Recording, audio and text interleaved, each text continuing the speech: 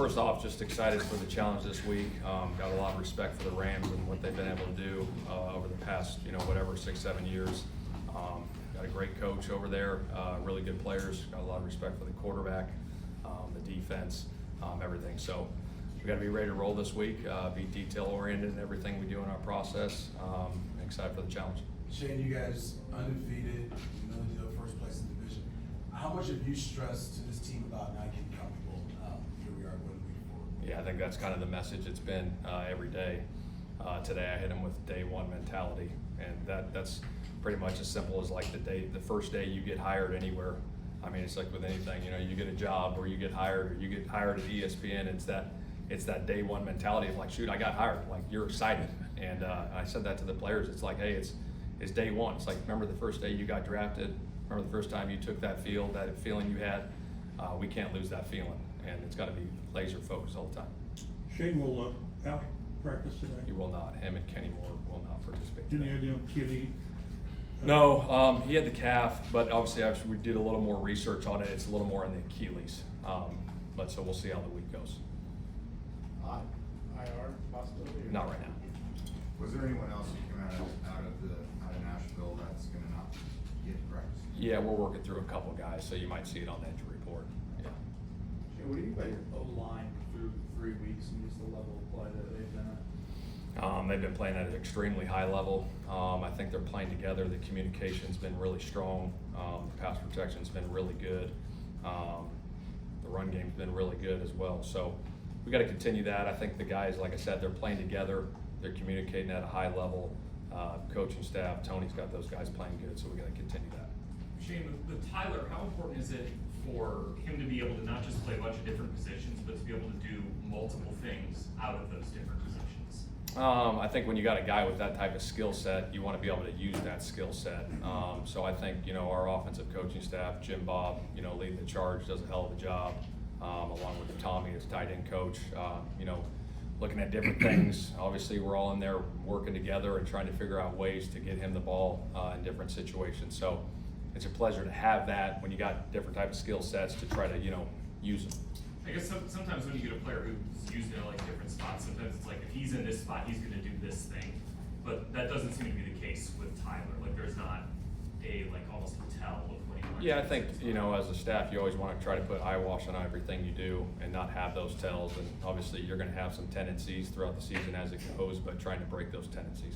What you learned last year about Pitt playing through that back situation? I mean, he was going to go on IR and then just said screw it. Yeah, I think it's his toughness. He's one of the toughest guys I've been around, for sure. I learned that my first year with him, and then obviously last year going through the back situation, just showing up for his teammates every day and fighting like crazy and making contested catches and blocking and doing all the dirty work.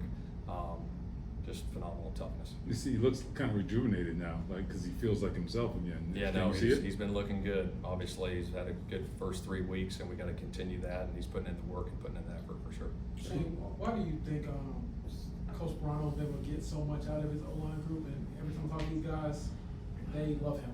It's like family.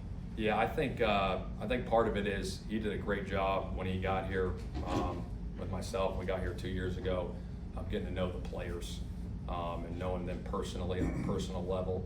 And I think when you do that with all your players, there's a relationship that gets built there. And I think that pays huge dividends. And then obviously knowing what you're doing and being very cerebral and smart in the meetings and having a plan for everything when stuff comes up, he's always got an answer. And that's what you want, out of a coach. Personality-wise, you mentioned like day one mentality. Does he embody that? I guess, and is he more outward with that? Because it seems like he, truly loves this stuff, and probably, wouldn't want to hear what. Yeah, there's no question. I think, he grew up around it. Obviously, his dad was an NFL head coach. Grew up in it, seen it. As a little kid growing up, and what it takes, to be successful in this league. And yeah, he has that day one mentality for sure. He's always ready to roll. He brings that energy. He's feisty, and he gets a lot out of those guys. Is there anything that you do to maintain that day one mentality in yourself, something you discipline yourself toward? Yeah, I think, when I wake up every morning, first thing that comes to my head is give thanks, to God for being alive, one. And then I go through my process of like, hey man, I get to go to work today. It's not like a chore. You know, we're fortunate enough to do what we do and go through that process of, hey, what's the day going to look like as I'm driving in? Everything that needs to get done, and then when I get in the office, getting ready to roll and getting prepared, you know, for the day. Shane, with Daniel, there's a ton of impressive numbers right now. Is there one or one aspect to his game that really stands out to you through 3 weeks? I don't know. A lot of it's pretty darn good right now. One aspect, I think him just operating. I think in the huddle, I think that's a huge part of it. Obviously, he's playing at a high level right now. He's making great decisions. He's throwing the ball efficiently. We're getting the explosive plays that we need. But I think the biggest thing that people don't see is that communication in the huddle, you know, at the line of scrimmage, in the meeting rooms. I mean, that stuff's paying huge dividends for us. He's been very accurate, like the ball placement, I guess. Have you noticed that, and what do you attribute that to? I think it's him and obviously Coach Cam, working, and those guys getting together and obviously working on the timing and the footwork and where we want the ball thrown and how we want the ball thrown, and really having a feel for it. You know, those zones, sometimes you got to drill it, sometimes you got to lay it firm with an arc, and I think he's just done a phenomenal job with it. I guess not knock on wood, but are there no turnovers a reflection of everything you just said? Yeah, Efficiency absolutely. and Yeah. accuracy and all that? Yeah, there's no question. That's a big part of it. I think obviously knowing where to go with the football and how to throw the football is huge. And again, it starts up front with those guys protecting them. They've been doing a hell of a job doing it, and the receivers doing their job and getting open. It takes everybody. You guys expect Mike Hilton to be able to play on Sunday? Yeah, we'll see how he progresses this week. Obviously, he's got a lot of familiarity with Lou's scheme. You know, been a player in this league for a long time, so we'll get him out there this week and see how the week goes. Coach, Coach, what's the biggest area of improvement you noticed in A.D. Mitchell from last year to this year? I think, you know, just over the middle, contested catches. He did that through training camp, OTAs, and then again, he's always been able to win one-on-ones and create that separation, and that hasn't changed. But I think, you know, going into year 2, you know, he's always been a worker. He's an in-here early morning guy. But I think as you just get older and you kind of see the NFL and how it works and everything and how you go about your business, I think that level of standard just continues to raise. So we really like where he's at right now. The city's been buzzing about what you guys are doing right now. I mean, yeah, we know it's early, but do you feel that? How much that motivates you guys when you guys are winning these games each week? Yeah, I think anytime you have, you know, momentum early in the season, the biggest thing is keeping that momentum. And that's why I go back to that day one mentality and taking it one day at a time, because we know this is a long season.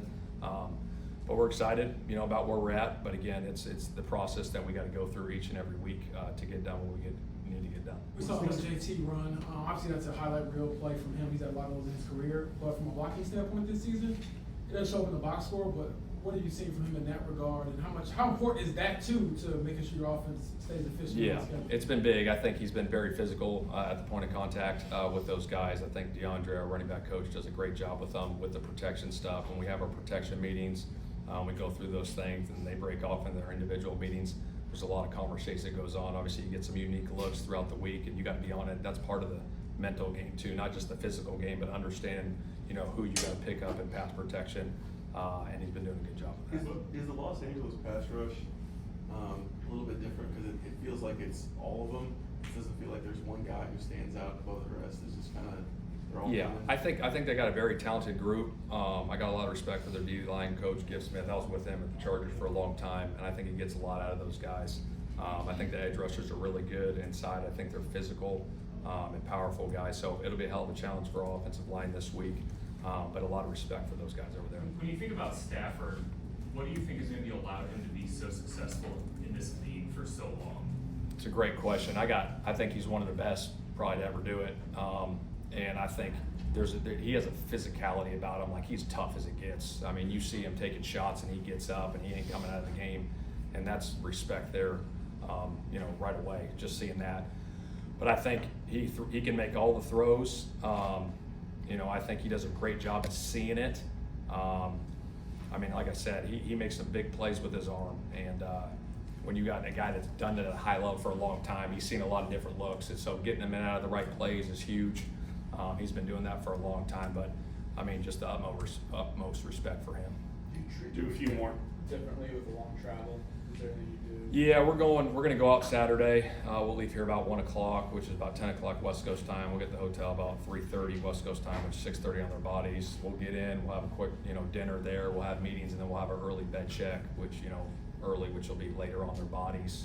And then obviously it's, 4 o'clock kickoff on their bodies, 1 o'clock there. So, our sports science staff, Mike Minnis, does a great job with that stuff. Just making sure their bodies are ready to go. How careful do you all have to be with Kenny Moore and the calf? And I say this because, at least in this city, Tyrese had a calf, in basketball, Damian Lillard had a calf, it turned to Achilles. So, I guess, how do you gauge that moving forward? Yeah, I think with any injury, obviously we rely on the trainers and the doctors. I think that's a big part of it in the rehab process, that we go through, and then relying on the player too, on how he feels. Obviously we'll go through the rehab and, run them and work them out and stuff and see where it's at. And like I said, rely on him and the trainers and the doctors for that stuff. Blackman's played mostly outside so far, but obviously he can shift inside. Have you guys seen a lot of him inside yet? He's done a little bit of both, but yeah, I like where he's at. I think that was a great get by Chris, trading for him. But good, he's a feisty player, physical, so we'll see where that goes too as well, but really like where he's at. LA held Saquon out to the 2.6 yards to carry last week. What do you stand out about their run defense? I think it starts up front with the D-line. I think those guys do a great job. I think their backers are good communicators. You can see them always talking on film, communicating at a high level. And I think they just stay gap sound, in their defense. They're not out of gaps a lot of times. So we got to be great up front, with our run fits and how we're fitting things up and getting to the second level, because they are an aggressive, attacking style defense up front. The day one mentality, maybe you kind of hit on this, but it seems like you felt the need to coach your team a little differently given the record. Would that be accurate? And I guess what's that balance? And you want to keep the same? Yeah, no doubt. I think it's obviously, we're excited right now, and we got, we feel that, but at the same time, it's such a long season, and we got to understand that. Our players got to understand that. Coaches got to understand that. It's what have you done for me lately, and that's the message that's going to keep getting preached day in and day out.